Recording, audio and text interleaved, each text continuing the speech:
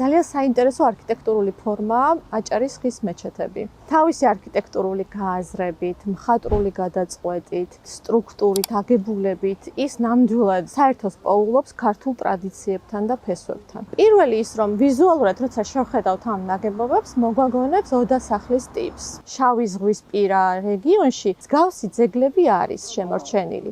იქ უფრო მეტად გეომეტრიული ორნამენტი დადასტურდა, აქ ჩვენთან უფრო მეტად მცენარეული. აი ყველგან მცენარეებია, აი სიცოცხლის ხე, ჯვარსახოვანი ყვავილები, მზებორჭღალი, ვაზის ტევნები, შროშანები, ძალიან ლამაზი ორნამენტები აქვს. ნახეთ, ასრულებს ორგვარად ოსტატი. ერთი, როდესაც მას გააზრებული აქვს და მეორე, როდესაც წინასწარ არ გააჩნია სქემა და მიყვება დინებას და ძალიან დენადი და თითქოს მღერის. აი მე ასეთი განცდა მაქვს და ჩვენთვის მაგალითად საინტერესო, იმიტომ რომ ჩვენი უძველესი საცხოვრისები, ეგრეთ წოდებული დარბაზს რომ ვახსენებთ, იყო ზუსტად კვადრატი და ზემოდან ეს გვირგვინი. აქაც ეს კონცეფცია არის გამოყენებული. და ნახეთ, გენეტიკურად მივდივართ სადღაც კიდევ უფრო სხვა ქრისტიანულ ტრადიციებში ჩავდივართ. კიდევ ქრისტიანულ ბაზე ძველ კულტურაში ჩავდივართ. ქრისტიანულ ტაძრებშიც ეს არის კვადრატი და გუმბათი. აქაც ეს არის და ამიტომ არის საინტერესო, რომ ეს რაღაც ჩვენთან არის ესე რაღაცა უნივერსალურ ფორმებში ჩავდივართ, რაც საერთო არის ორივე რელიგიისთვის, ხო?